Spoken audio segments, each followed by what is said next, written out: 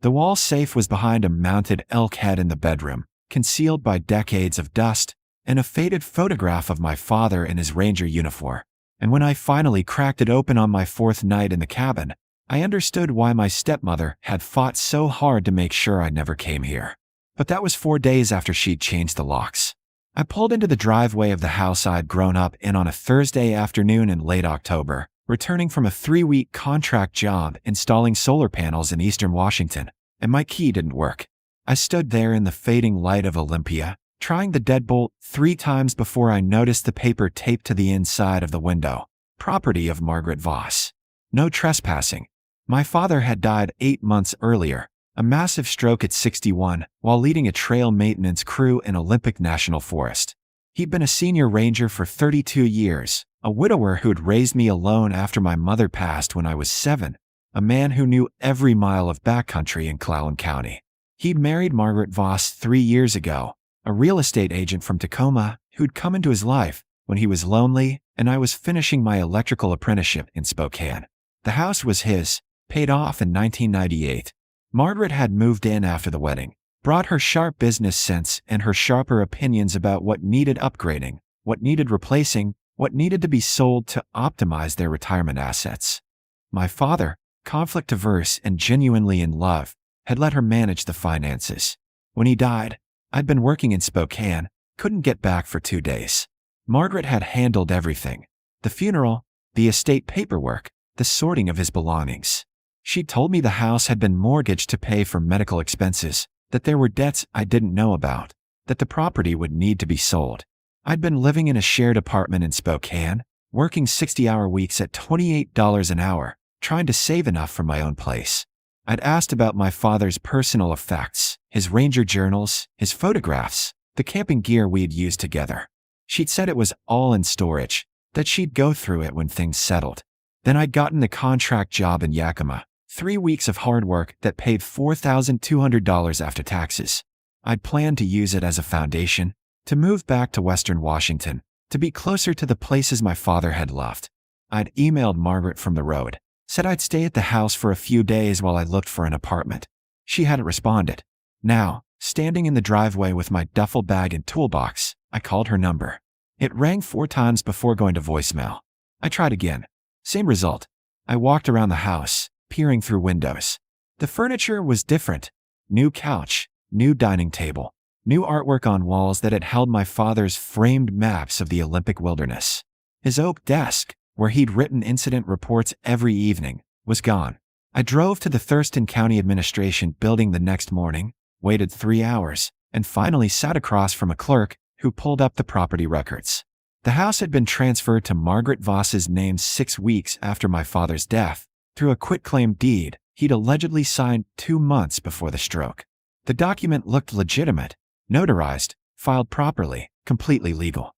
But he wouldn't have done that, I said, my voice tight. He told me the house would be mine. The clerk, a middle-aged woman with sympathetic eyes, said gently, "Do you have that in writing?" I didn't. My father had said it during a phone call, casually, the way you state obvious truths. "The house is yours when I'm gone, Alex. It's the only thing I have worth leaving." I believed him. I'd never thought to ask for documentation. The attorney I consulted in Olympia, a quiet man named Richard Fell who worked out of a cramped office near the Capitol, reviewed the quitclaim deed and shook his head. Contesting this would require proving your father was mentally incompetent when he signed, or that the signature was forged. The first is nearly impossible unless there's medical evidence from that time period. The second requires forensic analysis starting around $3,000, and even then, if the notary confirms they witnessed it, you're fighting an uphill battle. He had a stroke 2 months after supposedly signing this, I said. Doesn't that suggest something was wrong? It suggests coincidence in court's eyes. I'm sorry, unless you have substantial evidence of fraud or coercion and funding for a lengthy legal fight, your stepmother legally owns that property. I sat in my truck outside Fell's office for an hour, watching rain streak the windshield, doing the math. I had $3,840 left after paying for gas and cheap motels during the contract job. Rent in Olympia averaged $1,350 for a studio, plus deposits. Legal fees would drain everything I had with no guarantee of success. That evening, Margaret finally returned my call. Her voice was professionally pleasant, the tone she used with difficult clients. "Alex, I'm sorry you're upset, but your father and I made these arrangements together. The house has significant value, and I need to maintain my financial security. You're a capable young man with your whole career ahead of you. I'm sure you understand. Where are his things? His ranger journals? His photos?" I donated most of it. The National Park Service took the work-related materials. The personal items went to Goodwill. The phone nearly cracked in my grip. "You had no right." "I had every right. I was his wife. You were away, unreachable, building your own life. I'm not obligated to store your childhood memories." She'd hung up before I could respond. I drove west through the rain that night, following Highway 101 into the mountains, into Olympic National Forest where my father had spent 32 years protecting wilderness that tourists treated as backdrop for selfies. I had one place left to check, though I hadn't thought about it in years. The ranger cabin at Lake Sutherland, 47 miles from Olympia, where my father had lived during his first years with the Park Service, before I was born. The access road to the Lake Sutherland Ranger Station was officially closed, barricaded with a rusted chain and a weathered sign reading, "No public access. Authorized personnel only." I parked my truck on the shoulder of Highway 101 just after midnight, climbed over the chain, and walked the 2 miles in darkness, using my phone's flashlight to navigate ruts and washouts that hadn't been maintained in years. The ranger station itself was a small complex, a main office building that had been boarded up, a storage shed with a collapsed roof, and the cabin my father had mentioned occasionally, always with a certain fondness. "My first real home," he called it once, when I was maybe 13 and we were camping near Deer Park. Before I could afford anything better, I lived there for 6 years. Best mornings of my life, waking up to see the lake through the pines. The cabin sat 50 yards from the main buildings, partially hidden by Douglas fir and hemlock. It was small, maybe 600 square feet, built from rough cedar that had weathered to silver gray. The windows were intact but filthy, covered with years of pollen and needles. The door had a simple padlock, recent enough to seem out of place. I'd brought my lockpick set, a basic kit I'd learned to use during my apprenticeship for situations involving locked electrical panels. It took 12 minutes to defeat the padlock, my hands shaking from cold and adrenaline. The interior smelled of mildew and rodent nests, but the structure was sound. One main room with a kitchenette, a wood stove, a bathroom with a pump toilet, a bedroom barely large enough for a double bed. Everything covered in dust thick enough to show my footprints. But against the far wall, someone had left supplies, recent supplies. A Coleman lantern, batteries, bottled water, canned food. A sleeping bag still in its stuff sack. My father had been here. Recently. I found his handwriting on a notepad beside the lantern. Changed lock, 4738. Propane connected. Water pump functional. If something happens, Alex knows about this place. Except I hadn't known. He'd mentioned the cabin in passing, years ago, never suggested it was maintained or accessible. But he'd left these supplies, written my name, prepared for a contingency he'd apparently seen coming. I spent that first night in the sleeping bag on the dusty floor, the wood stove going with fuel I found stacked under a tarp outside, trying to understand what my father had anticipated. In the morning, I searched the cabin methodically. The kitchenette drawers held old utensils and mouse droppings. The bathroom cabinet was empty. The main room had nothing except the supplies he'd left. Then I went into the bedroom. The mounted elk head was on the wall above where a bed frame used to be, a 6-point bowl that looked dusty and moth-eaten and completely unremarkable. But underneath it was a photograph in a plastic sleeve, protected from moisture, my father in his ranger uniform, maybe 30 years old, standing in front of this very cabin. I lifted the photograph to look closer and felt something shift behind the frame. The elk mount was secured with 4 screws, easy to remove. Behind it, cut into the wall and concealed by the mount's backing board, was a steel safe approximately 18 inches square with a digital keypad. My hands were shaking again. I tried the number from the notepad, 4738. The keypad beeped negative. I tried his birthday, my mother's birthday. All negative.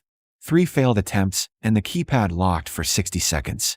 I sat on the floor and forced myself to think like my father, methodical, careful, Someone who'd spent his career managing backcountry emergencies and teaching survival skills.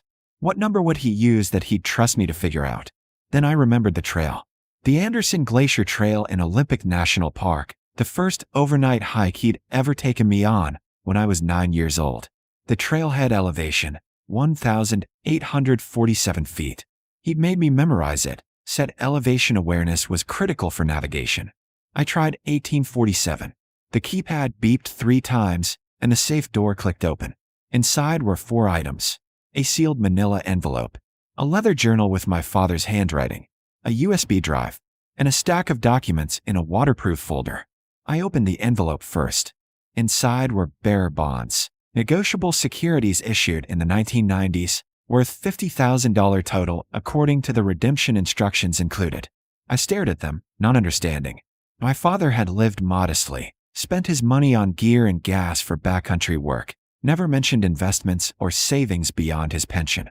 The journal explained everything in his precise handwriting. 1991 to 1997.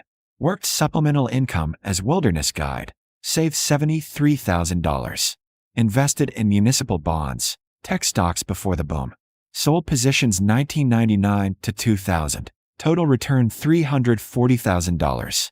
Kept liquid for Alex's future, college, first house, emergency fund.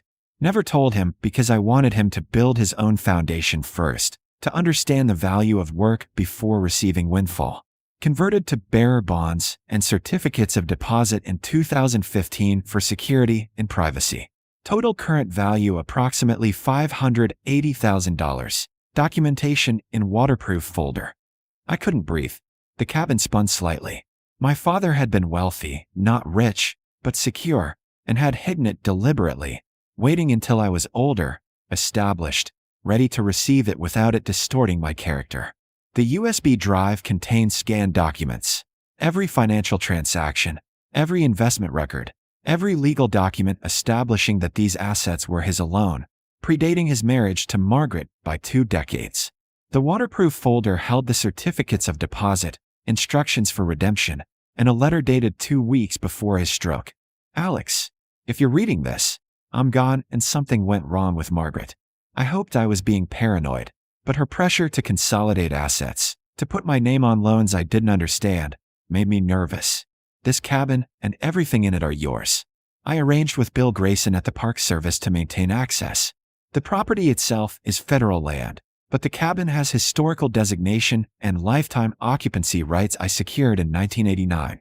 It's yours to use as long as you need it. The money is yours, legally documented, untouchable by anyone else. Build the life you deserve. You've never disappointed me. Dad, I sat in that bedroom for 2 hours, holding my father's journal, understanding that he'd seen Margaret's true nature before I had, that he protected me the only way he knew how, by hiding assets she couldn't find, in a place she didn't know existed, secured by knowledge only I would have. By afternoon, I loaded the safe's contents into my truck, photographed everything, uploaded encrypted copies to cloud storage. I returned to the cabin as the sun set through the pines, built a fire in the wood stove, and began reading my father's journal from the beginning. 30 years of ranger observations, personal reflections, and detailed notes about the life he'd built in the wilderness. The last entry was dated 3 days before his stroke. Margaret asked me to sign papers today, something about estate planning. I pretended to read them carefully, but my vision's been blurring lately, headaches coming more frequently. I told her I needed to consult an attorney first. She was angry. I think I know what she's planning, what those papers really meant. I've secured everything that matters. Alex will find it when he needs it. I trust him to do the right thing. My phone buzzed. A text from Margaret. I know you were at the house last night. The neighbors reported a truck. If I see you on the property again, I'm calling the police. I typed my response carefully. I have no interest in your property. My father's real legacy was somewhere you never thought to look. I didn't send it. There was no point. Let her have the house. It had stopped being my home the moment she changed the locks. I spent 3 days at the cabin, chopping wood, cleaning decades of neglect, making the space livable while I planned my next steps. The Park Service District Supervisor, Bill Grayson, visited on the second day, a weathered man in his 60s who'd worked with my father for 20 years. He brought fresh supplies and a handshake that felt like condolence and congratulation combined. Your dad told me 6 months ago that if anything happened, I should make sure you could access this place, Grayson said, standing by the wood stove with coffee in his hands. He didn't say why, just said you'd understand when the time came. Did he seem worried? Like he knew something was wrong? He seemed like a man making sure his affairs were in order. We get that way sometimes, those of us who spend enough time in the backcountry. You learn that preparation isn't paranoia, it's respect for reality. He paused. The cabin's yours as long as you want it. Federal property, but the occupancy rights transfer to direct descendants. I've got the paperwork filed. There's no electricity, but the well water's clean and the propane tank was filled last month. Your dad's doing. After Grayson left, I drove to Port Angeles with the bearer bonds and certificates of deposit, walked into the bank my father had used for 30 years, and presented the documentation. The manager, a nervous young woman who'd clearly never handled bearer bonds, made 3 phone calls before confirming they were legitimate and negotiable. The process would take 2 weeks for the bonds, immediate transfer for the CDs. I opened a new account, deposited $180,000 from the certificates, and felt the strangest sensation.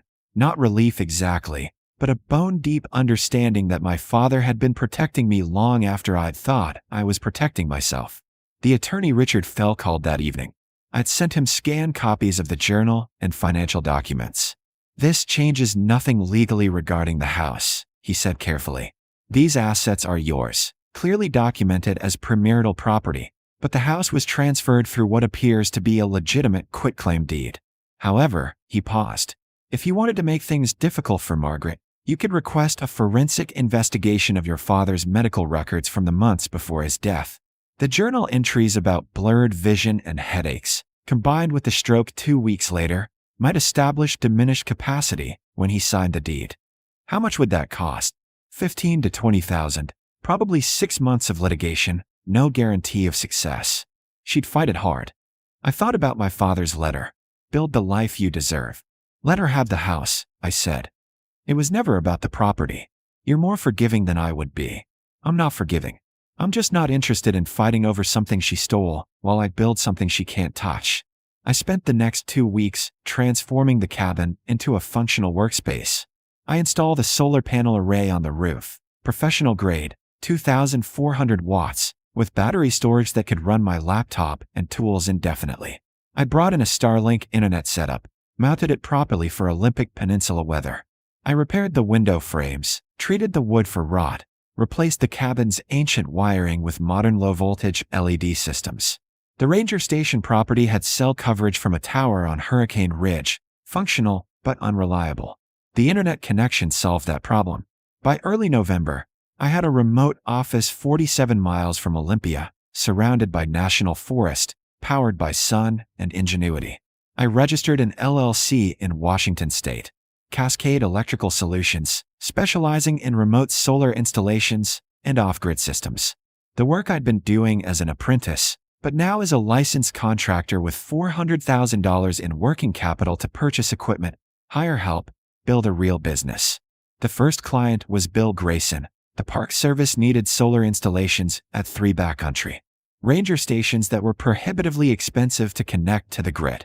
I bid the job at cost plus 15%, completed it in 3 weeks, and the result was good enough that Grayson referred me to the Forest Service, which led to a contract with Washington State Parks.